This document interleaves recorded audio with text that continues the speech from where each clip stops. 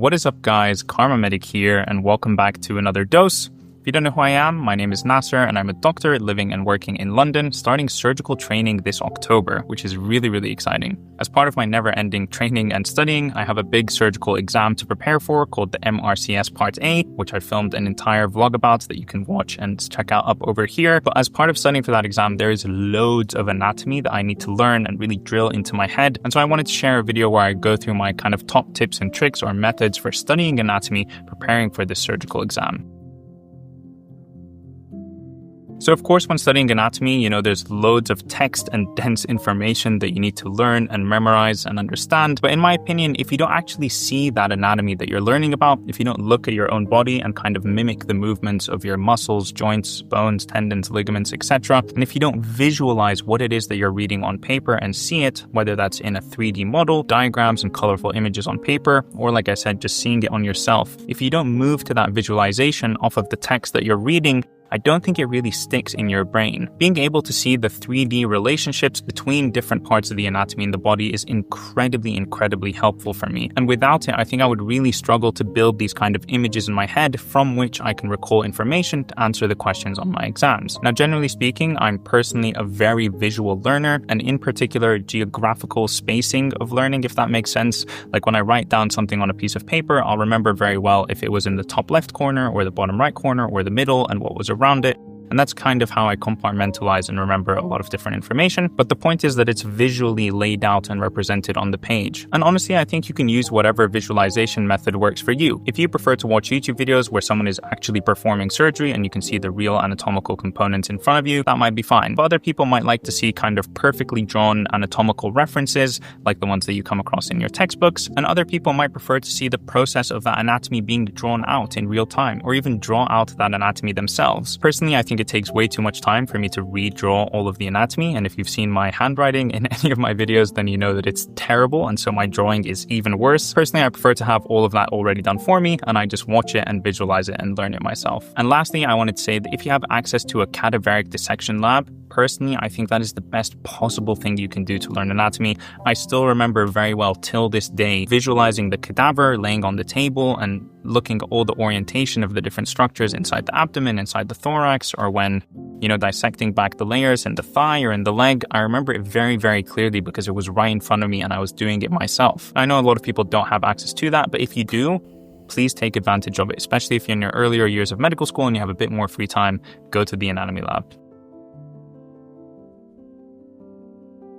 If you're watching this video because you're struggling to remember a lot of the anatomy that you're trying to study, I don't blame you. And, I'm going through this myself right now. And it's because there's just so much information that we need to know. And every little detail can be important. And for me, this is where memory hooks or memory aids and acronyms come into play and are extremely important. In fact, I personally think that these are absolutely essential and I use them for everything. In all aspects of my studying of anatomy, I have loads of different acronyms popping up all over the place. And honestly, they don't even have to make sense. And oftentimes, the sillier or more stupid they sound or are, the easier time you'll have remembering them. Like literally, probably one of my worst ones is for remembering that Barrett's esophagus has squamous epithelium that gets converted into columnar epithelium.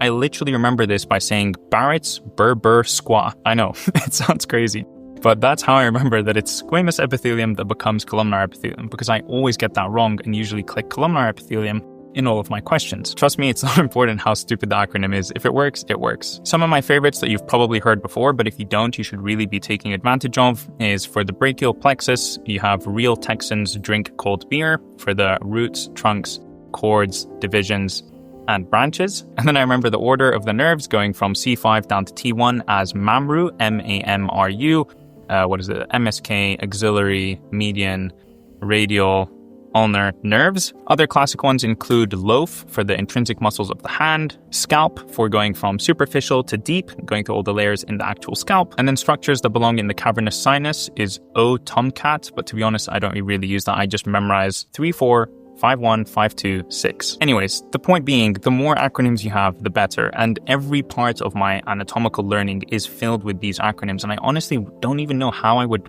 even start to remember all this information without it. Any question that I get for the brachial plexus, I will immediately write out Real Texans Drink Cold Beer, and I will write out MAMRU.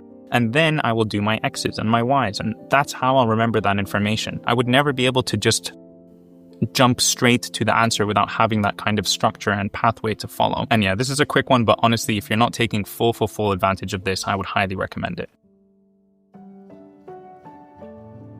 Now, this might be a hot take, but personally, I believe that for our generation of doctors, big fat textbooks with loads of super dense information are a thing of the past. We have much better, much more modern ways of learning medicine and anatomy, and honestly, we should be taking full advantage of those. We no longer need to go to libraries to rent out these books and sit down and spend hours studying them. There are just way better, more focused and intuitive ways to learn anatomy. And I've tried a bunch of these out over the years, and I keep coming back to the same one, Kenhub Anatomy, who are kindly sponsoring this video. You've seen me use Kenhub Anatomy before across plenty of different videos over the last many years because I genuinely think they're the best platform. Kenhub Anatomy is a comprehensive online anatomy learning platform that combines multiple effective learning tools together. They've got loads of detailed articles, colorful videos, interactive diagrams, and quizzes, and more. And although they have a lot of content available for free, a premium subscription is required to take full advantage of the service. My favorite premium features that I've personally taken advantage of are all of the videos, the muscle anatomy reference charts, and custom quizzes. Like I said before, I'm a huge visual learner, and most of my studying and learning of anatomy is done by watching videos. And Kenhub has study units that cover all aspects of anatomy in the human body. And each of these videos has custom speed controls, which is really great for me because I watch everything at 2x speed. They've also got captions, which helps me watch those videos really quickly, and even transcripts and timestamps if I'm just quickly looking for a specific piece of information. The great thing about these videos is that they're full of bite-sized chunks of information alongside really colorful and easy to memorize diagrams, which is great for my learning. Custom quizzes are another essential feature for me. Being able to test myself on the material that I'm currently studying using custom quizzes so I can focus and delve into the actual thing that I want to be tested on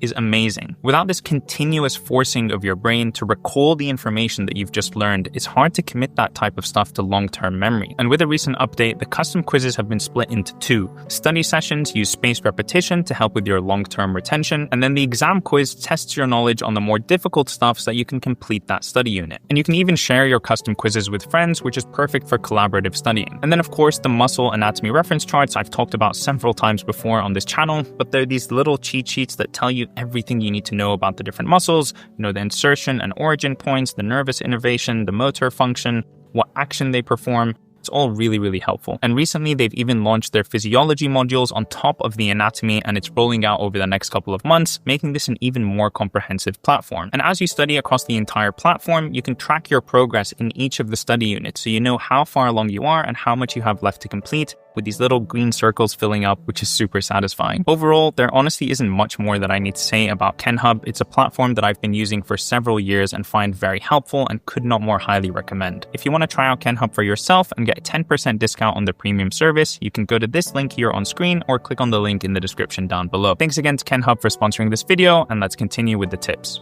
Another extremely useful tool for me is 3D anatomy software. There are a lot of different options out there, but I use one called Complete Anatomy, and I've literally been using it for the last 8 years. I bought it in my first month, I think, of getting into medical school, and I haven't paid any subscriptions, one-time purchase, and I still have it. The benefit of these apps is they allow you to dive deep into a particular little anatomical area in the body, and you can ask and look at any single aspect that you want. If you want to know what structures run above, below, medial, lateral, if you want to know where the lymphatic drainage is, like anything you want, you can just zoom in and look around and turn the model inside out, upside down. It is incredible. Let's say I'm studying pelvic anatomy and I want to know about the relations of the left ovary and fallopian tube to its surrounding structures. You can just zoom in to that area, click on anything that you see. It'll give you information about what it is, where it's going, what runs next to it, what runs above it.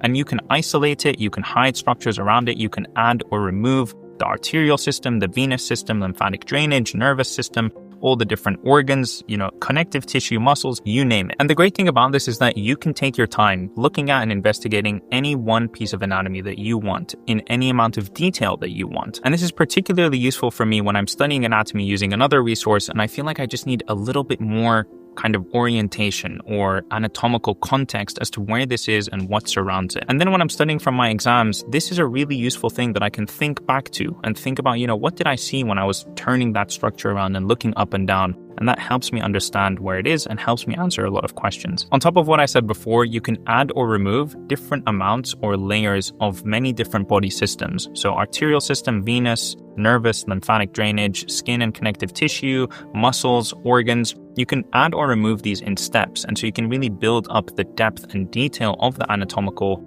person that you're looking at. You can also use this app on your phone, your iPad, your computer, so it's always in my pocket, and I find it really, really helpful. Finally, and perhaps most importantly, is testing yourself. Without doing loads of questions and continuously and repeatedly testing yourself on the information that you're learning, nothing that I've said in this video is going to be helpful. If you just read, watch videos, write things down, draw out your anatomical diagrams, etc., you're probably going to forget that information in a couple weeks' time. But if you do all of those things and then sit down to answer like 10 or 20 questions about the things that you just learned, you are going to remember that information so much better. Now, you can do this in a lot of different ways. You can simply close your eyes and ask yourself to recall and remember some of the facts that you just studied. You can get a blank sheet of paper and you can write out what you just learned or draw out the things that you just saw and learned. Or you can use things like question banks or the custom quizzes that I talked about with Kenhub before. And this is personally my favorite way of studying, just doing question after question after question, constantly and in different ways, asking you about the same things, helping you learn what you just studied. Question banks come in all shapes and sizes for loads of different exams that you might have to do in medical school or as a doctor in your F1, F2, or even after that in surgical training like I'm doing now. Or if you're using a comprehensive anatomy learning platform like Kenhub, you can just create custom quizzes for the particular thing that you're studying that day. But regardless of what method you use, it is this active recall and forcible testing of the knowledge that you have just studied and learned, which is what's going to help it stick long term in your brain. I hope you found this video useful, and at least some of the tips that I've talked about you'll be able to use in your own studying to help you learn and memorize anatomy. I know it's a particularly huge, daunting, and complex topic of study, and I'm still here learning and restudying the anatomy that I learned in medical school 8 years ago. It never finishes. We always have exams and we always have more anatomy to learn in greater and greater depth. If you did enjoy the video, don't forget to leave me a thumbs up and a comment down below. And thank you again to Kenhub Anatomy for sponsoring this video. I'm planning to make a much more consistent comeback to YouTube in late 2025 and 2026. So if there are any particular videos or topics that you'd like me to discuss or you want to learn more about, definitely let me know in a comment down below. But until then, it's been Karma Medic, and I will catch you in the next one. Peace.